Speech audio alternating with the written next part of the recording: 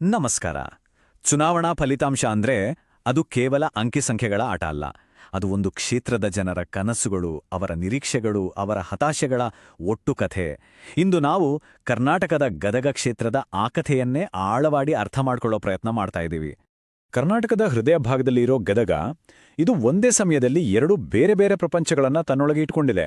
ಒಂದ್ ಕಡೆ ವೇಗವಾಗಿ ಬೆಳೀತಾ ಇರೋ ನಗರ ಪ್ರದೇಶ, ಇನ್ನೊಂದ್ ಕಡೆ ಇವತ್ತಿಗೂ ಕೃಷಿಯನ್ನೇ ನಂಬಿ ಬದುಕ್ತಿರೋ ಹಳ್ಳಿಗಳು. ಈ ಎರಡರ ನಡುವಿನ ಸವಾಲುಗಳೇ ಇಲ್ಲಿನ ರಾಜಕೀಯದ ದಿಕ್ಕನ್ನ ನಿರ್ಧಾರ ಮಾಡುತ್ತವೆ. ಈ ಇಡೀ ಚಿತ್ರಣವನ್ನ ನಾವು ಸ್ಪಷ್ಟವಾಗಿ ಅರ್ಥ ಮಾಡ್ಕೊಳ್ಳಕ್ಕೆ ನಮ್ಮ ಈ ವಿಶ್ಲೇಷಣೆಯನ್ನ 4 ಭಾಗಗಳಾಗಿ ನೋಡೋಣ. ಮೊದಲು ಜನರ ನಾಡಿ ಮಿಡಿತ ಹೇಗಿದೆ ಅಂತ ತಿಳಿಯೋಣ.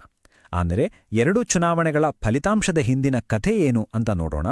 ನಂತರ ಕ್ಷೇತ್ರದ ಮೂಲ ಸಮಸ್ಯೆಗಳ ಆಳಕ್ಕೆ ಇಳಿದು ಕೊನೆಗೆ ಒಂದು ಒಳ್ಳೆಯ ಆಡಳಿತಕ್ಕೆ ನೀಲನಕ್ಷೆ ಹೇಗಿರಬೇಕು ಅಂತ ಚರ್ಚೆ ಮಾಡೋಣ. ಹಾಗಾದ್ರೆ ಬನ್ನಿ ಶುರು ಮಾಡೋಣ. ಯಾವುದೇ ರಾಜಕೀಯ ವಿಶ್ಲೇಷಣೆಯ ಅಡಿಪಾಯ ಇರೋದೇ ಜನರ ಬದುಕ್ನಲ್ಲಿ. ಗದಗ ಕ್ಷೇತ್ರದ ಜನರ ನಿಜವಾದ ಪರಿಸ್ಥಿತಿ ಏನು, ಅವರ ದಿನನಿತ್ಯದ ಸವಾಲುಗಳೇನು, ಅದನ್ನು ಸ್ವಲ್ಪ ಹತ್ತಿರದಿಂದ ನೋಡೋಣ. ನೋಡಿ, ಈ ಅಂಕಿಅಂಶಗಳು ಕೇವಲ ನಂಬರ್ಗಳಲ್ಲ. ಇವು ಗದಗ ರಾಜಕೀಯದ ಕೀಳಿಕೈಗಳು. ಕ್ಷೇತ್ರದ ಸುಮಾರು 65% ಜನ ಹಳ್ಳಿಗಳಲ್ಲಿ ವಾಸವಾಗಿದ್ದಾರೆ. ಅಂದ್ರೆ ಇಲ್ಲಿ ಹಳ್ಳಿಗಳ ಮನಸ್ಸನ್ನ ಯಾರು ಗೆಲ್ಲುತ್ತಾರೋ ಅವರೇ ನಾಯಕ. ಇನ್ನು ಸಾಮಾಜಿಕವಾಗಿ ಲಿಂಗಾಯತ ಸಮುದಾಯದ ಪಾತ್ರ ಬಹಳ ನಿರ್ಣಾಯಕ. ಅಂದ್ರೆ ಇಲ್ಲಿನ ಯಾವುದೇ ರಾಜಕೀಯ ಲೆಕ್ಕಾಚಾರ ಈ ವಾಸ್ತವವನ್ನ ಮರೆತು ಮುಂದೆ ಹೋಗೋಕ್ಕೆ ಸಾಧ್ಯವೇ ಇಲ್ಲ. ಇಲ್ಲಿನ ಜನರ ಕಷ್ಟಗಳು ದಿನನಿತ್ಯದ ಹೋರಾಟಗಳಾಗಿವೆ. ಒಂದ್ಸಲ ಯೋಚನೆ ಮಾಡಿ, ಕುಡಿಯೋ ನೀರಿಗಾಗಿ 15-20 ದಿನ ಕಾಯೋ ಪರಿಸ್ಥಿತಿ. 500 ಕೋಟಿ ರೂಪಾಯಿಯ 24x7 ನೀರಿನ ಯೋಜನೆ ಅರ್ಧಕ್ಕೆ ನಿಂತೋಗಿದೆ. ಹಳ್ಳಿಗಳಿಗೆ ಹೋಗೋ ರಸ್ತೆಗಳು ಸರಿಯಿಲ್ಲ. ಇದರ ಪರಿಣಾಮ ಯುವಕರು ಕೆಲಸ ಹುಡುಕೊಂಡು ಬೇರೆ ಊರುಗಳಿಗೆ ವಲಸೆ ಹೋಗ್ತಿದ್ದಾರೆ. ಈ ಒಂದು ಮಾತು ಪರಿಸ್ಥಿತಿ ಎಷ್ಟು ಗಂಭೀರವಾಗಿದೆ ಅಂತ ನಮಗೆ ತೋರಿಸುತ್ತೆ. ಯುವಕರು ವಲಸೆ ಹೋಗ್ತಾ ಇದ್ದಾರೆ. ಇಲ್ಲಿನ ಹಳ್ಳಿಗಳು ಈಗ ಬರೀ ವೃದ್ಧಾಶ್ರಮಗಳಾಗ್ತಿವೆ. ಇದು ಬರೀ ಆರ್ಥಿಕ ಸಮಸ್ಯೆ ಅಲ್ಲ, ಇದು ಒಂದು ಇಡೀ ತಲೆಮಾರಿನ ಕನಸುಗಳು ಕಮರಿ ಹೋಗ್ತಿರೋ ಮತ್ತು ಒಂದು ಸಮಾಜದ ರಚನೆಯೂ ಕುಸಿಯುತ್ತಿರೋ ದುರಂತ ಕಥೆ. ಸರಿ, ಈ ಎಲ್ಲ ಹತಾಶೆ, ಈ ಎಲ್ಲ ಕೋಪ ವೋಟಿಂಗ್ ಮಿಷಿನಲ್ಲಿ ಹೇಗೆ ಕಾಣಿಸ್ಕೊಳ್ಳುತ್ತೆ? ಜನರ ಈ ನೋವು ಚುನಾವಣಾ ಫಲಿತಾಂಶಗಳಲ್ಲಿ ಹೇಗೆ ಪ್ರತಿಫಲನಗೊಂಡಿದೆ? ಬನ್ನಿ ಈಗ ಅಂಕಿಅಂಶಗಳ ಕಡೆಗೆ ಗಮನ ಕೊಡೋಣ. ಯಾಕಂದ್ರೆ ಸಂಖ್ಯೆಗಳು ಕೆಲವೊಮ್ಮೆ ಸತ್ಯವನ್ನ ನೇರವಾಗಿ ಹೇಳ್ಬಿಡ್ತವೆ. ಈ ಸ್ಲೈಡ್ ನೋಡಿ. 2018ರಲ್ಲಿ ಕಾಂಗ್ರೆಸ್ ಗೆದ್ದಿದ್ದು ಕೇವಲ 1868 ವೋಟುಗಳ ಸಣ್ಣ ಅಂತರದಿಂದ.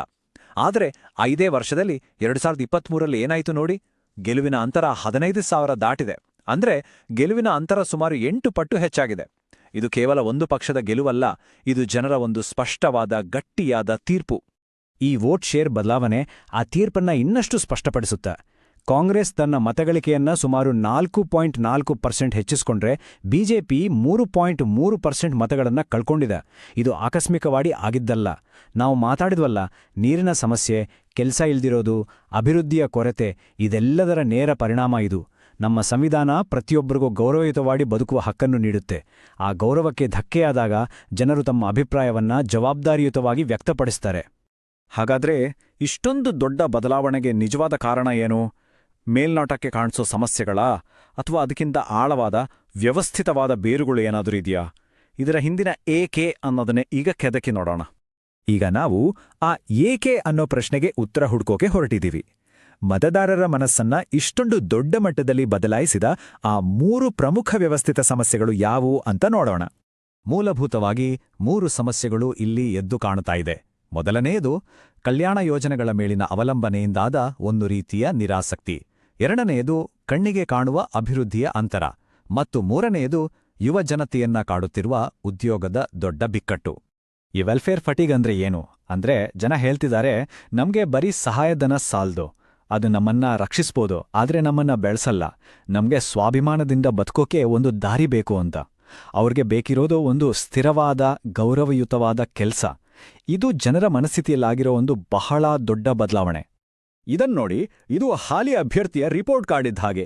100ಕ್ಕೆ ಕೇವಲ 45, 50ಕ್ಕಿಂತ ಕಡಿಮೆ ಅಂಕ ಬಂದ್ರೆ ಜನರು ಬದಲಾವಣೆ ಬಯಸ್ತಿದ್ದಾರೆ ಅಂತ ಸ್ಪಷ್ಟವಾಗಿ ಅರ್ಥವಾಗುತ್ತೆ. ಅಂದ್ರೆ ಜನರ ಮೂಲಭೂತ ಅವಶ್ಯಕತೆಗಳನ್ನು ಪೂರೈಸುವಲ್ಲಿ ಎಲ್ಲೋ ಒಂದ್ ಕಡೆ ವಿಫಲವಾಗಿದೆ ಅನ್ನೋದರ ಸಂಕೇತ ಇದು. ಸರಿ, ಸಮಸ್ಯೆಗಳ ಬಗ್ಗೆ ಸಾಕಷ್ಟು ಮಾತಾಡಿದ್ವಿ.